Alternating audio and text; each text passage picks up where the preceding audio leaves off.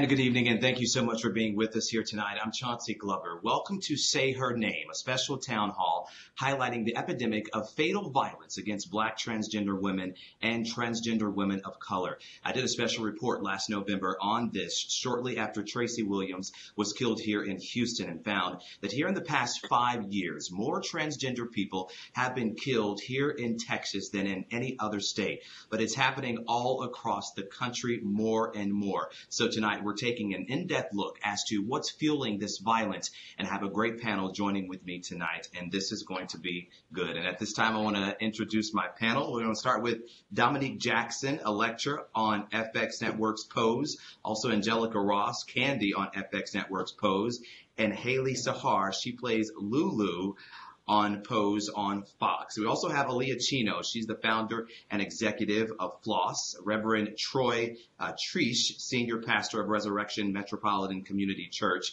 And also joining us tonight from HPD, Assistant Chief Cheryl Victorian.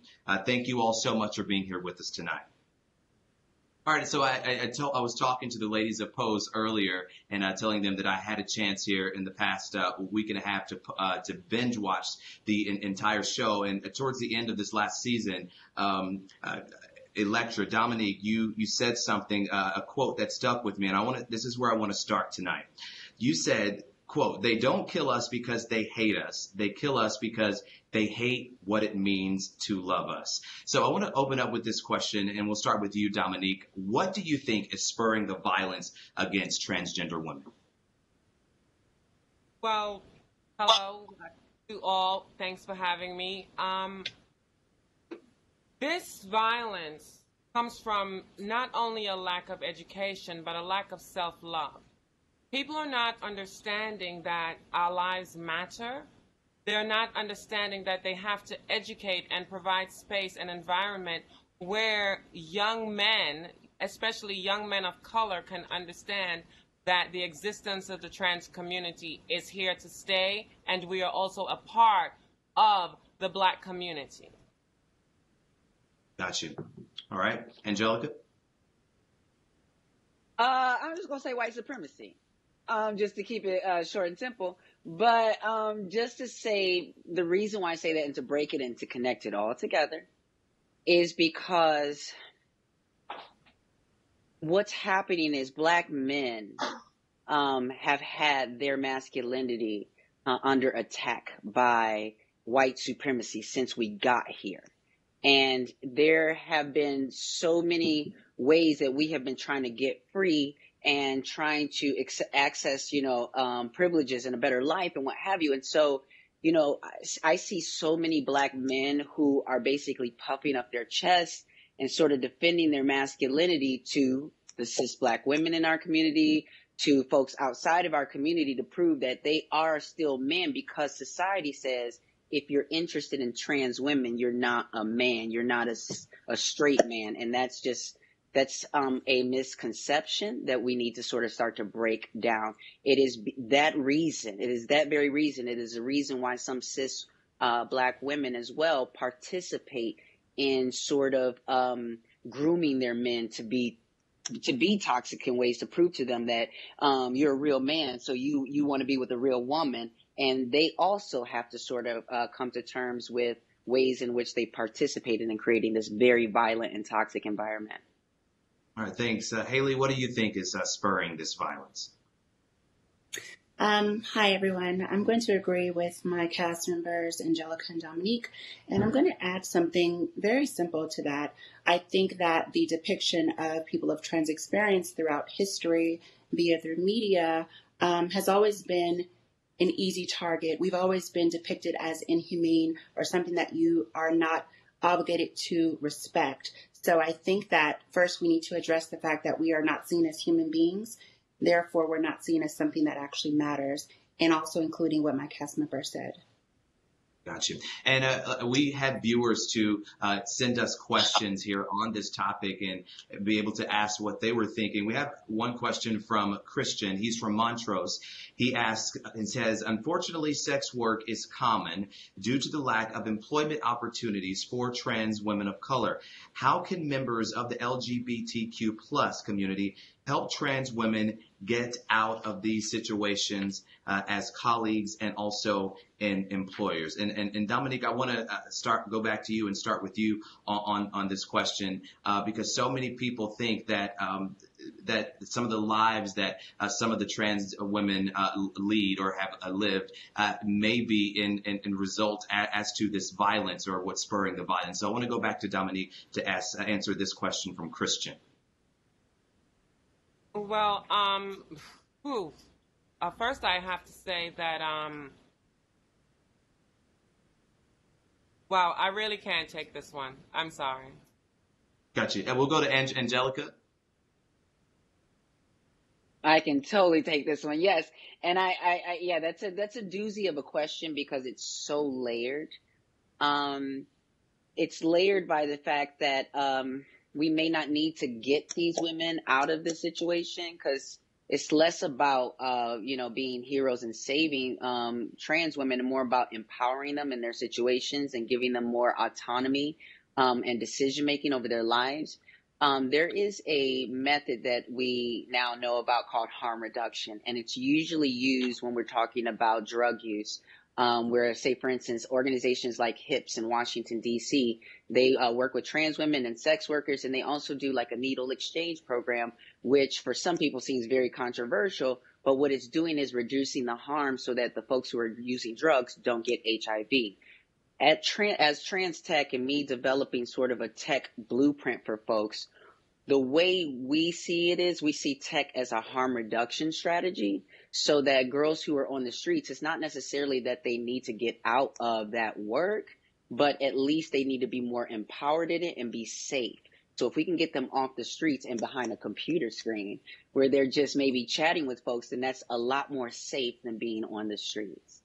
Gotcha. And Aaliyah, I want to go to you to piggyback here in this questions. How do we approach this, and how can members of the LGBTQ community help trans women get out of these situations as colleagues and employers and get them in a different life? Well, first I want to start with, we have a immigration reform broken in the United States. We're talking about the Latinas, transgenders, is because they need to survive, and they don't have other things and other sources of income. That's what they have to do, whatever they have to do. But I think we need to have a programs for the transgender community and empowering them and having more opportunities, more education, more loans for they can have their own business, start their own businesses. And I think that's the way that we can take out these sisters from the streets. Thank you. Gotcha. And I also want to talk about the sort of the problems within the problem. Several people sent us information about the LGBTQ plus and the panic defense strategy, which of course we know is a legal strategy that asks a jury to find that a victim's sexual orientation or gender identity expression is to blame for a defendant's violent reaction. And this also includes murder. And I can go to you, Haley, on this subject. What do you think about this, and what role does it play here in this conversation when we talk about the violence against transgender people? I don't think anyone's expression has anything to do with a murder. Murder is murder. We are human beings, and that is the one thing that people should be allowed to do, express themselves on this planet equally and freely without being harmed or murdered. I think that I take it to a simple point with that. There is no justification in a murder. If I choose to say this is who I am and I express myself this way, that does not justify someone being murdered or harmed. There is no excuse for that. And so that's how I would answer that. All right. Thank you. I want to go to the next question and talk about misgendering. How is misgendering affecting the safety of transgender women of color? And Angelica, I'll start with you on this, and then we're going to bring HPD in to talk about this section as well. Angelica. Well, misgendering is just a really violent way of rejecting someone's identity. It's very violent. It's basically saying, like really along with Haley saying, it's really removing someone's humanity and saying you're not who you say you are. You're really this, and I actually get to decide what you are. Misgendering is something that's so violent because it not only harms trans people, it's actually harming the black. It's harming the black community. It's harming people in general, specifically to the men who find themselves attracted to us, who find themselves in relationships with us. But now, because we're being misgendered and called men, it's putting them in this place where they were like, well, am I gay? They're asking these questions. Well, am I gay? And I'm like, what? You know, it's like, no, and I haven't explained this, that you're not gay because you are attracted to a woman. When you saw me walking down the street, you saw a woman first before you knew anything about my medical history. And so we have to get down to that first, is that it is violent in order, when you misgender someone, it's very, very violent in life and in death. Gotcha. And so misgendering, of course, is a topic that isn't new for us here in Houston. Back in 2018, the Houston Police Department committed to more training for officers in protecting the transgender community following the murder of Brandy Sills, who herself was misgendered after she was found shot to death. And one of the most recent cases, Tracy Williams, her body sat in the morgue for 10 days before HPD reached out to the LGBT community. This question is for you, Chief Victorian. How can we first, keep this from happening again? And can you talk about the advancements HPD has made when it comes to police serving the LGBTQ community? Absolutely. And thank you for having me tonight. The death of Brandy Sills was certainly a wake-up call for the Houston Police Department, and our response further damaged our relationship between law enforcement and the transgender community. But since then, we've worked with our transgender community to develop policies that would have a positive impact on improving our relationships with our transgender community and our own transgender team members. We've also instituted a 4-hour mandatory in-service training class during our 2019 training cycle. So each and every one of our 5,300 officers were trained on respectful interactions with our transgender community. We also have a department LGBT liaison program, which has been in existence for 9 years. But since then, we have placed an emphasis on building up that liaison program and using our liaison to help identify gaps in our communications and contacts with our LGBT community, and also assist with the investigative process. We also have an HPD LGBT community group, and our group is called LEAP, and it's Law Enforcement Alliance of Pride.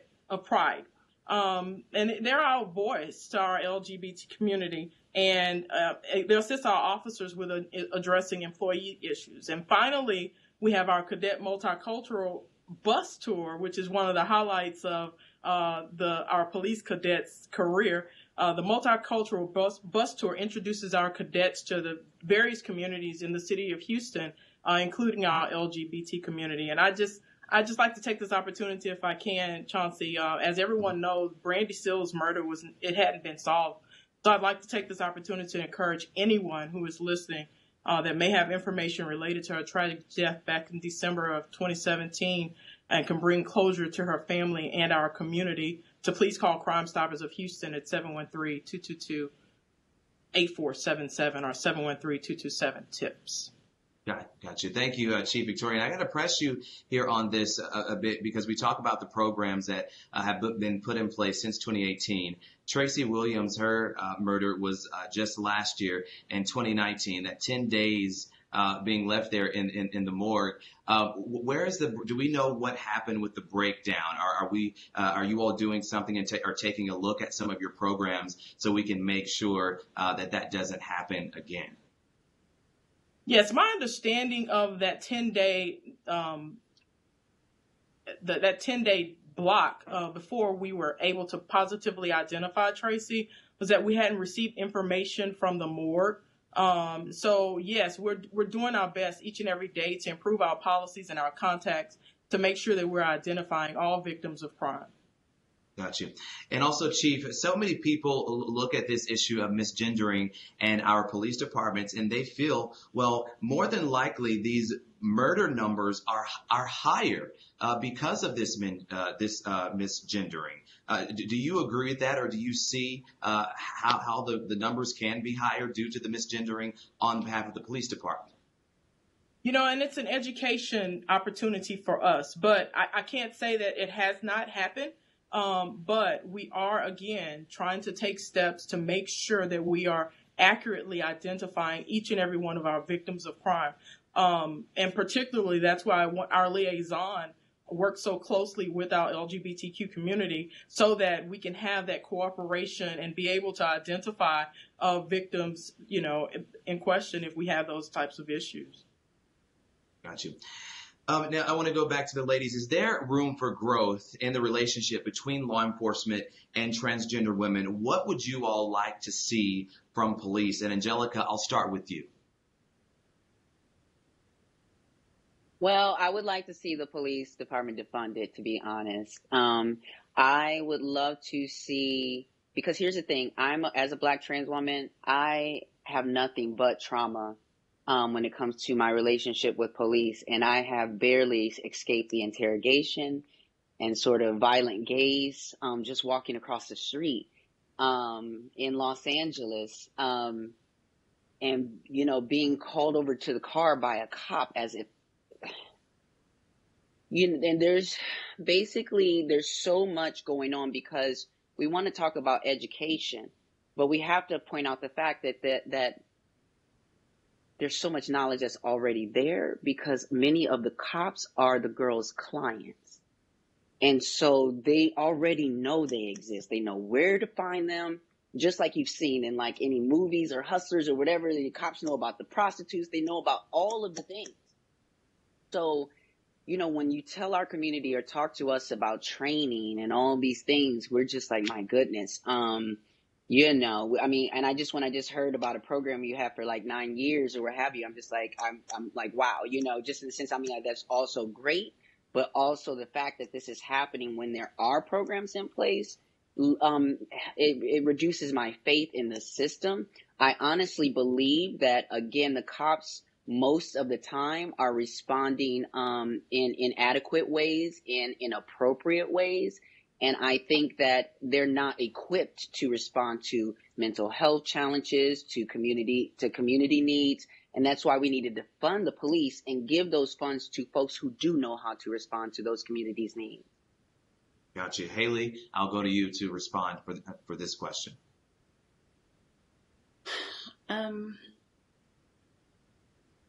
Okay.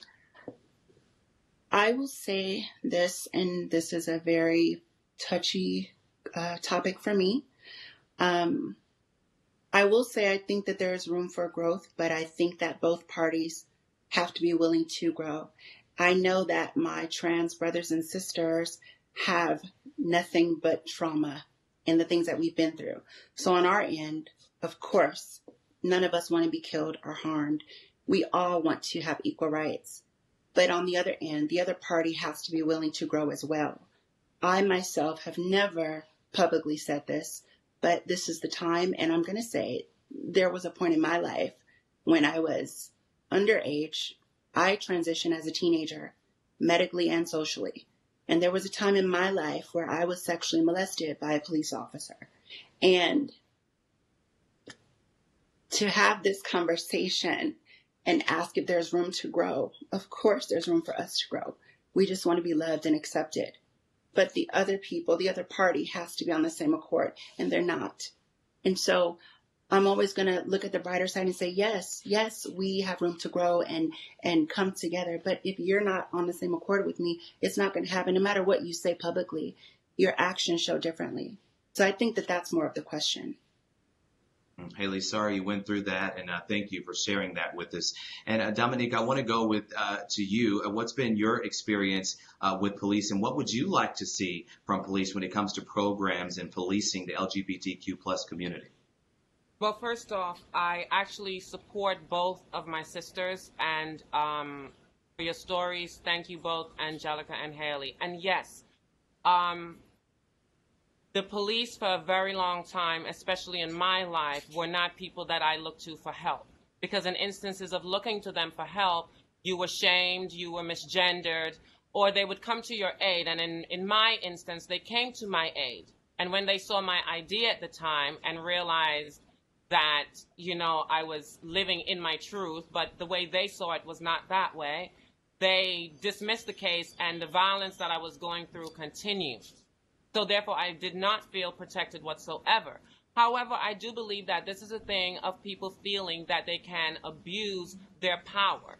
And when we speak of defunding the police, when we speak of working together, right, I stand in a position of where people need to understand that they need to respect other people's power, respect other people's space.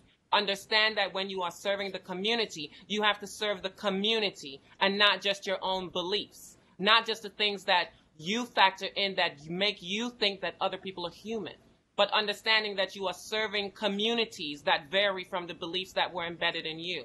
So you have to be able to step outside of that. So until we can do things like that, then we're not going to have people that are able to protect us properly and make us feel safe. All right, Amen, thank you. Dominique. Amen.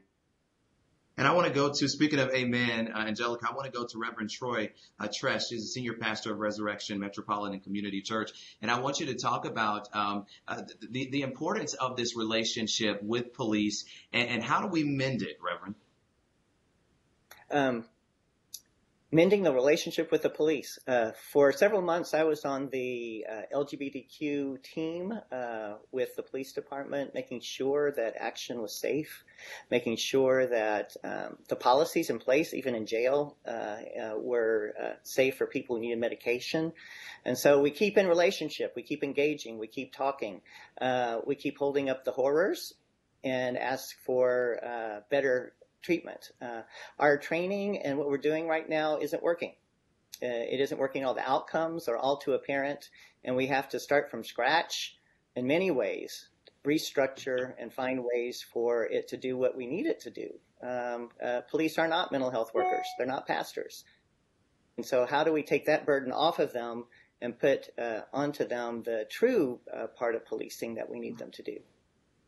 All right, and in this portion on policing, I want to go back to Chief Victorian for a response on what you've heard these ladies and the Reverend say.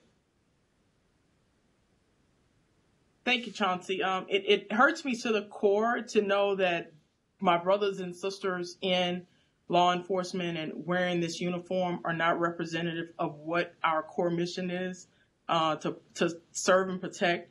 But I can tell you the Houston Police Department we're doing our best to make the strides that we need to make in order to mend the relationships between all of our communities, but particularly our transgender community, better understanding, better education, cooperative relationships. And, you know, it's really hurtful that these incidents have happened to ladies that I'm sitting here looking at their faces. And, you know, it makes me angry, first of all, as a law enforcement officer, to know that this has happened to them. And I would love to be able to work with them or partner with anybody to see how we can help, how we can better educate, better communicate, better reprimand, better hold accountable our officers who step out of line when it comes to dealing with our transgender community. Thank you. I want to talk now about the culture of acceptance for the transgender community. While we have come a long way when it comes to equal rights for the LGBTQ plus community, do you think there is still a big bias out there about transgender people? And Aaliyah, I want to bring you in and start with you on answering this question. Yes, I'm sure there's a lot of misconceptions about this issue because I think there's still a lot of lack of education to the public and how to dealing with the transgender community. We are struggle every day with the bullying, transphobia, hate crime, oppression, discrimination, domestic and family violence. And I think we are angry and hungry for justice for the trans community across all the countries. Angelica, I'll let you add.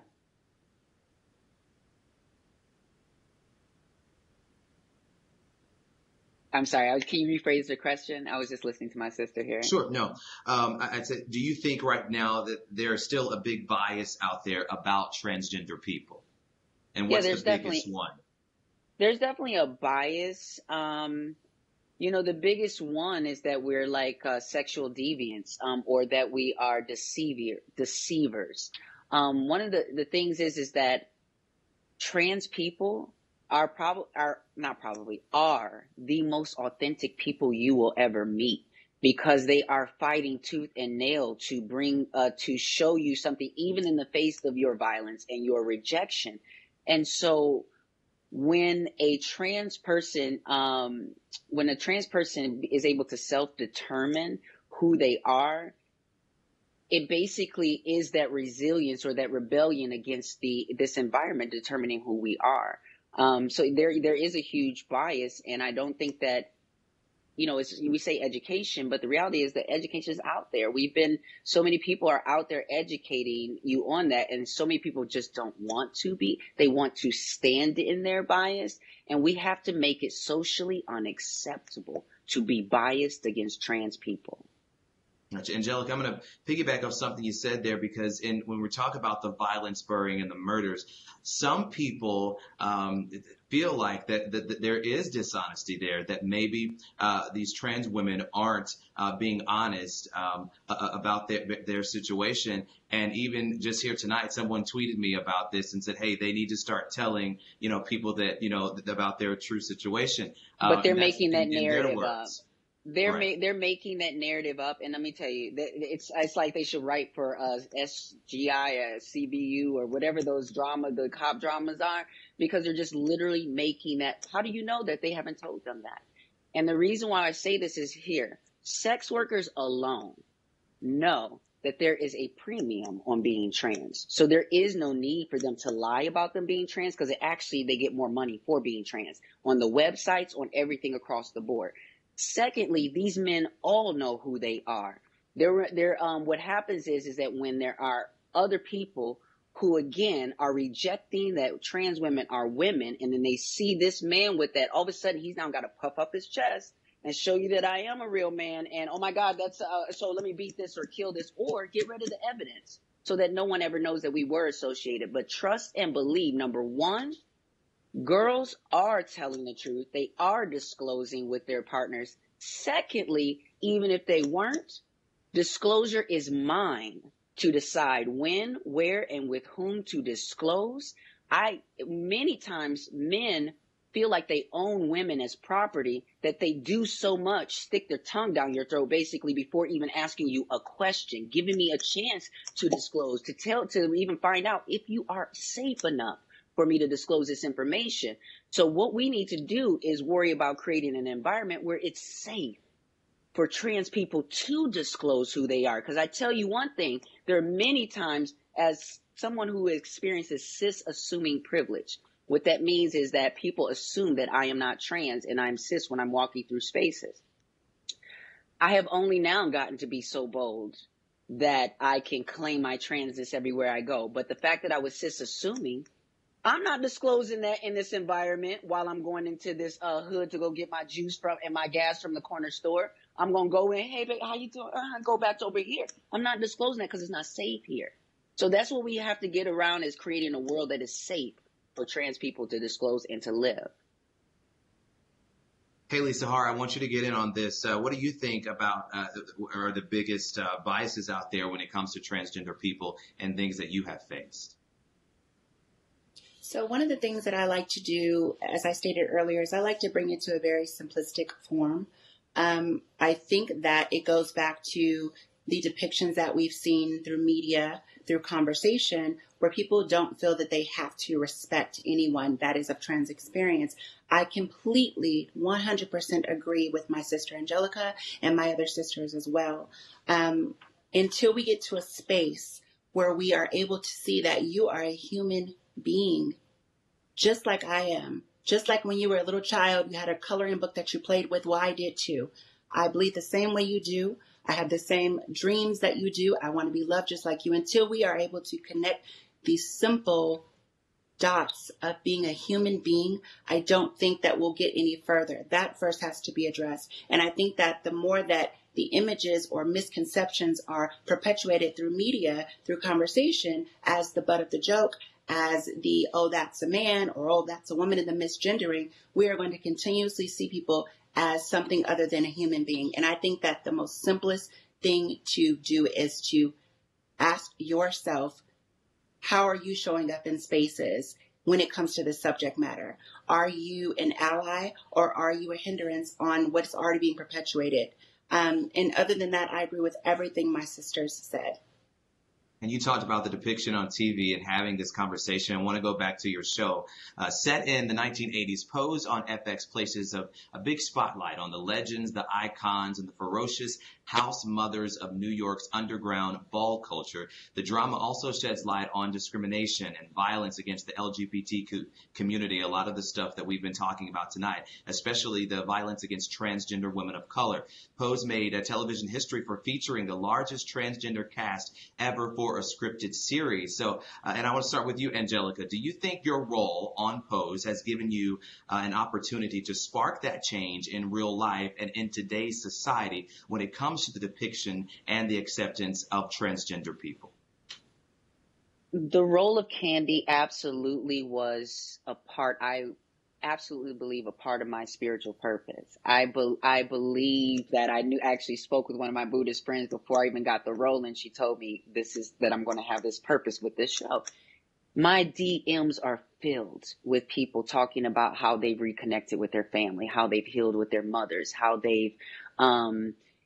it's changed their lives, but then how it's changed my life. I spoke about this before, and I think I want to even just clarify here when I say that Ryan Murphy has recognized and affirmed me as an actor. Not a trans woman, not anything else, but just I'm an actor. And I actually get to do what I do well and what I enjoy.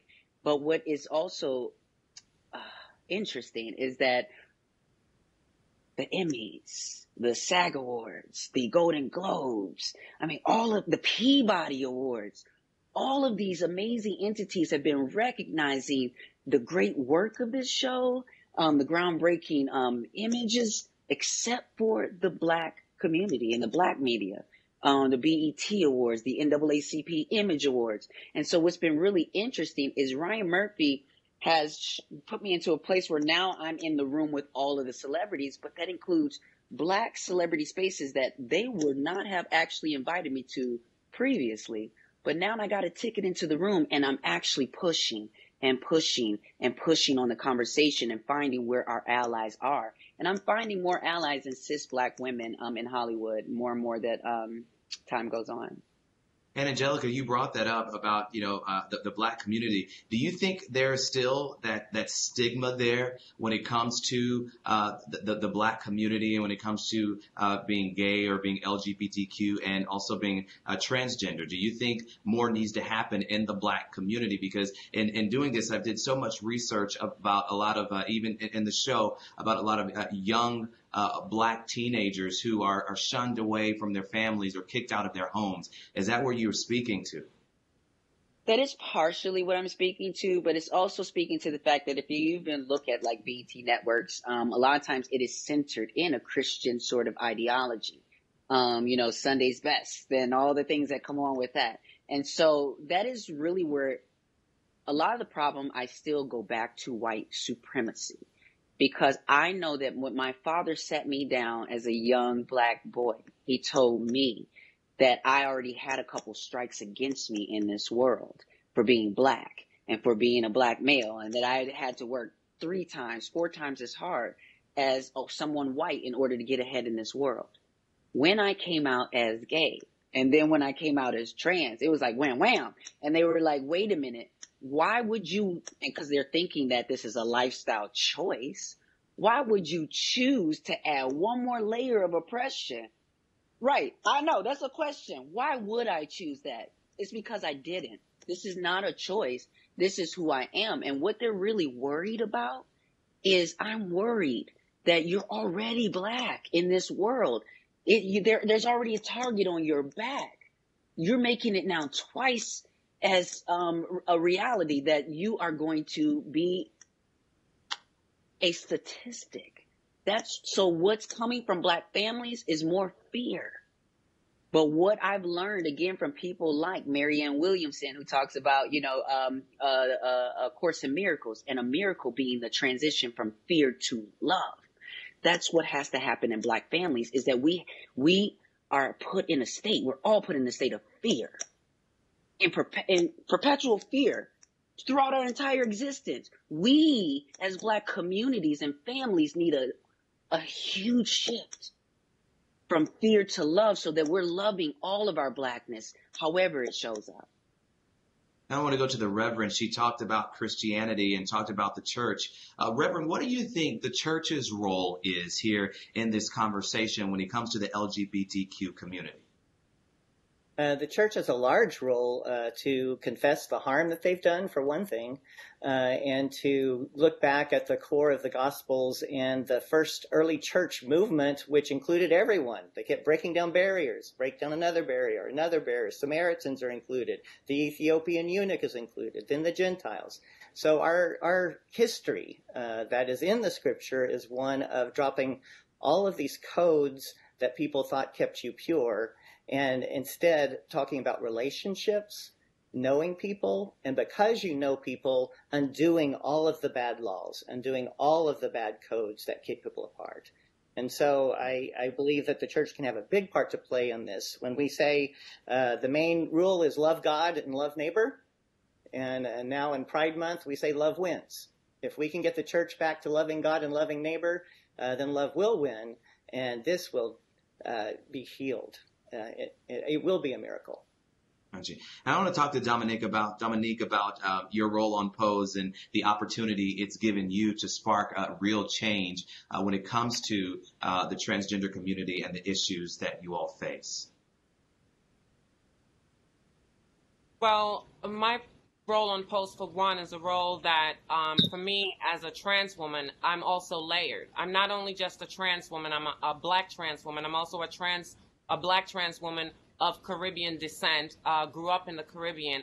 And so landing a role on Pose for me was not only empowering, uplifting, validating, and showed me that I had been acknowledged, but it showed me that I had the fight in me to continue, to grow, to be the person that I wanted to be, despite all the adversity that I had to face. And I will tell you, a part of that adversity was to have to be in that sex work realm. And in that sex work realm, we have to understand as people that we cannot sit in judgment because we never know how a person got to be to where they are. So for me, it was not for me to be there. But for community, we have to understand that people have to be where they are and we have to meet them where they are. And Pose allowed me to see that the difference in all of us, and not only because I worked in the community before, but also because I had to realize, I had to see that our foundation, once again, is human.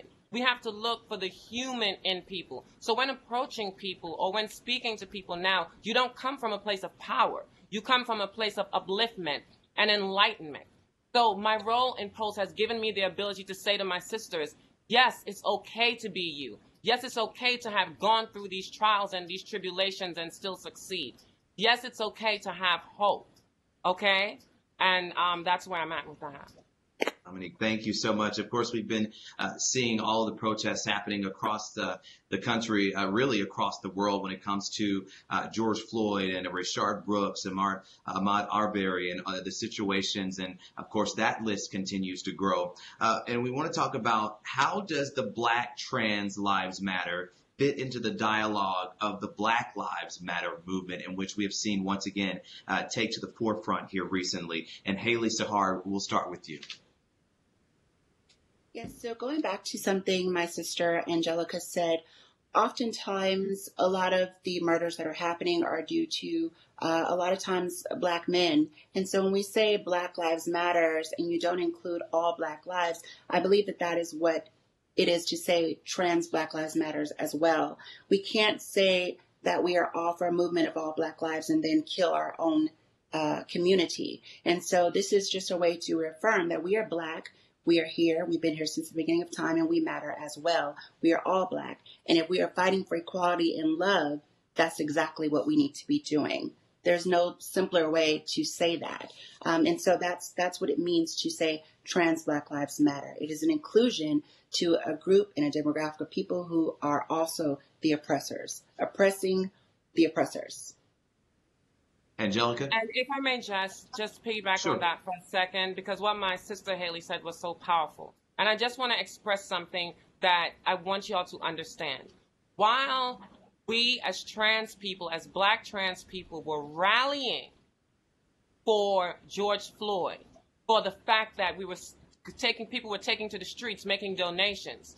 Iana Dior was being beaten at a store during this entire thing. So we talk about intersectionality and we talk about how does it fit in. We shouldn't have to ask that question. We are Black people. We don't wear this. We are this. So therefore, there should not be a question. Our lives should matter first before anything else, because we are a part of community. We are part of Black Lives Matter. So it should never be a question or debate about it whatsoever. Amen. Angelica? Yeah, I think that where we fit into the conversation of Black Lives Matter as trans people is that we are really helping to crystallize such a beautiful affirmation that Black Lives Matter. And if we truly mean that, then us as Black people have got to stop focusing solely on what we consider the mainstream identities within our community and start pulling people out of the margins back to the table, back into community spaces. And we need to understand that there was a documentary called Treasure by Dream Hampton, and it followed a trans woman named Treasure who basically, due to her engagement with the police, ended up being murdered. And these are stories that you don't hear about because we're not considered a part of the mainstream narrative. So if we really were to talk and really collectively talk about the narrative around police brutality against the Black community, it's actually even more devastating when you include trans people, Black trans people. So together, I think we need to collect all our bodies, collect all of our siblings, and we need to, for once and for all, proclaim that all Black lives matter. All right, I want to go to our next question. So many people were very interested in this dialogue we were having tonight. So we got so many questions. I want to ask one from Adam. He says, what actions can we take to shed light on the ongoing issue of Black trans women being murdered? I share and I protest, but sometimes it doesn't feel like I'm doing enough. It doesn't feel like it's enough. What more can we do to help our brothers and sisters that are being murdered? And I want to start with Assistant Chief Victorian on this question. Thank you, Chauncy. From a law enforcement perspective, I think that we need to have more conversations about domestic violence, including intimate partner violence and domestic violence. 2015 survey of transgender population, 54% of the respondents said that they reported experiencing interpartner violence. So, as you know, in 2019, we lost 2 transgender women of color here in the city of Houston, Tracy Williams, who was the 16th transgender female murdered in the United States, and then Natalie Marlowe, she was the 20th. And Tracy was killed by her boyfriend on July 30th in 2019, and Natalie was killed just 2 months later by a roommate, which we consider, a domestic violence incident. And it's not just physical violence. It is emotional abuse, it's economic abuse, sexual abuse, and psychological abuse. And just learning the signs of domestic violence and learning how to support and respond can save lives. And I think it's a great question from Adam. We know that domestic violence is underreported in our transgender community, and we need help breaking down those barriers. So please take the opportunity to encourage domestic violence survivors to report. 1 out of every 4 women will experience domestic violence in their lifetime. So we're just asking that you please encourage anyone that you know who may be experiencing domestic violence to report. Thank you, Chief. Angelica, I want to go to you with Adam's question. What can people like him do to help out the brothers and sisters that are being transgender people that are being murdered? What do you think they should do? I just think that everybody needs to check their privilege and recognize their privilege. And the reason why is because for so many people, especially white people, privilege is power. And so how do you then recognize whatever privileges you have and turn that power and shift that power to this movement, to trans folks. That power may be your privilege in knowing that you're always going to have a meal. And there's so many trans people who don't know where their next meal is coming from. It could be that safe space. There's so many community centers, LGBT community centers, who sometimes lose sight of their original mission. I know that for instance, in Chicago, for a while, the LGBTQ center there was aligning more with the Whole Foods that was, renting their space. And so when Black trans people are walking through their halls, they're actually pushing them out. They're actually asking them, where do they belong? And not really realizing you're pushing them back into the streets. Got you. All right, now we want to turn to focus on the transgender health issue. According to the National LGBTQ Task Force, 56% of LGBTQ plus individuals have confronted discrimination while seeking medical care. In fact, I found this: 1 in 5 transgender people have been denied health coverage simply because they are trans. I want to start with Aaliyah on this one. Can you talk about these disparities in this community and how do we fix them? I believe that the health system has to be totally changed, the policies in place, because I think the doctors, nurses, they don't treat in the transgender and they don't understand. I think they need to provide cultural competency also. However, I think the health system is not accurate, okay, and they must to be to implement policies, change policies to provide better health services and primary care service for the trans community. Also, I want to address it that is a lot of chronic diseases, disparities in the trans community because the silicone, and sometimes the transgender community, they have to go to the black market to get those medications, and they put in high risk their health. Gotcha. Dominique, I want to go to you. You can chime in on this, and also any resources out there for transgender people where they can turn to for help when it comes here to this issue of healthcare. Dominique. Well, for healthcare, I know that that is something that I have faced myself, where you will always have issues, especially with the incompetency of the people that are working as staff members, especially when you're talking about people bringing their beliefs to work before the actual fact of caring for the individual. So a lot of times you have trans people walking into places in pain or actually not accessing medical services because they are afraid. And now, especially with the reversals that are happening, we have to get the message out that the health communities, the HRC, is working very hard, and they do have a component that will continue to help transgender people with their surgeries and many other things. And so I advise a lot of people, please consult with the Human Rights Campaign. Well, last week, the Supreme Court ruled in a landmark 6-3 decision that federal civil rights law protected LGBTQ plus workers, barring employees from discrimination based on gender identity and sexual orientation. We want to talk about how big this is for the transgender community. And I want to know, do you see more people coming out of the shadows now in the workplace because of this historic decision? And I want to start with Reverend Troy. Are we seeing this? And what is this ruling? What do you think it's going to do when it comes to the depiction of transgender people?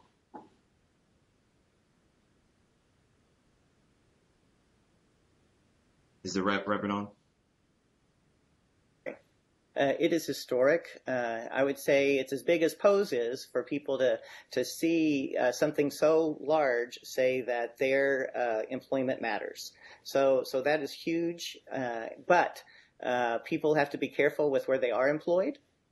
People have to pay attention because policy has changed or because federal law has changed does not mean that your employer has lost their bias. does not mean the culture in your company is welcoming of transgender or queer people. So I would say we might see some more people coming out, but I want them to be smart about it. I want them to make sure that the support is there within the system that they're going to come out in. And I do believe that we will see, like we did with gay marriage, I think we'll see a backlash from this. Whenever there's a large ruling that moves forward in equality, power doesn't like losing its power, and we're going to see a large backlash. So I think it's huge. And I would not tell everyone, run, come out today. I would say know your employer, know the culture of your company, and be smart, knowing that now you're protected federally, but be smart about how you do that. And Angelica, I saw your facial expression. You have something to say on this as well? I sure do. I mean, it's like this. Haley, Dominique, myself, and many other girls have never needed a policy to give us permission to basically live our lives or try at the American dream or try to be productive. So that's kind of first and foremost, because here's the situation. I guess my body has been criminalized since its very existence, since I've been born. And so I know that I, just living and breathing, have been considered illegal. And I know that we put that label on our immigrant brothers and sisters as well, when no person is illegal. But we just created an environment where that's what the policy says. And so for me, as a Black person who has seen these policies change over time, and not only the policies change, but really the change not happen because of a policy, because of the passion in the people. It has to be in the hearts of the people. So I'm really not paying attention. I mean, yeah, yay. Okay, we got the policy, but trust and believe I'm still going about dismantling this whole system. All right, I want to get one more viewer question in before 8. Cadesia, she says, what initiatives would you like to see to better protect Black transgender women and women of color on a local, state, and national level? How can communities be supportive if they are stuck in a rigid culture? We haven't heard from Haley in a few minutes. Haley, I want to start with you on this one. What initiative would you like to see put in place to better protect Black transgender women and transgender women of color on a local and state level? I want to answer that by saying the fact that we have to even ask that question is so barbaric. There should be nothing that needs to be put in place for people to simply live and have a chance at life. I think that people have a sense of privilege where they feel that they can discriminate, harm, murder, and people need to check their selves. Of course, I want more laws put into place to protect people, but I will pose the question, the fact that we have to actually put a separate law in for human decency is ridiculously barbaric and so inhumane. And I think that we need to really take a look at ourselves. This is a learning process. Take a look at yourself. I say this in all of my interviews, and I will say this now. One of the things about my grandfather was a pastor. One of the things that he said was, God's message is so simple, but yet so powerful that the dumbest man can understand. And the thing that I say in all of my interviews is, everybody was a child at one point in their lives. And when you were a child, you saw your friends. You saw people that you wanted to play with. You did not see anything that was discriminative. We learned the behavior of hatred. We learned the behavior of privilege. We learned all of these things. It's time to get back to the simplicity of who we are as human beings and remember that that is that same child you used to play with that just grew up. So what gives you the right to discriminate? What gives you the right to harm or murder anyone? So I'm going to pose that question to say, why do we even have to put something into place to protect people? They should just be protected. We are all human beings, and nobody is going to be here forever. We all have a time when we're going to be here, and then we transition on to wherever we go. Time is short. Life is fragile. And this is ridiculous. It's like we're talking to children. This is ridiculous. Stop hurting people. People have a right to be who they are. Simple as that. Well, as we bring this conversation to a close, we would be remiss if we did not acknowledge that June is Pride Month, of course, and the movement for LGBTQ plus rights started as a protest outside the Stonewall Inn there in New York. The year was 1969, and the leaders of that movement were Marsha P. Johnson, a Black transgender woman, and also Sylvia Rivera, a Latina drag queen and transgender rights activist. Together, they were the trailblazers in this fight for equality. And tonight, some 51 years after that movement began, their legacy continues as millions are still now fighting in this country and around the world. And I want to end here by giving each of the ladies the platform to answer this question. And we'll start with Aaliyah Chino. As a transgender woman, what do you want people to know?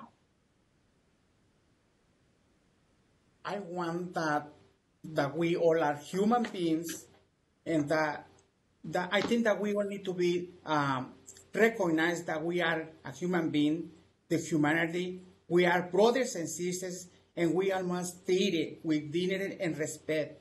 We need to understand that we share the fight for each other, and to be united, that the color or skin should be not determining how we are treated and how we treat others.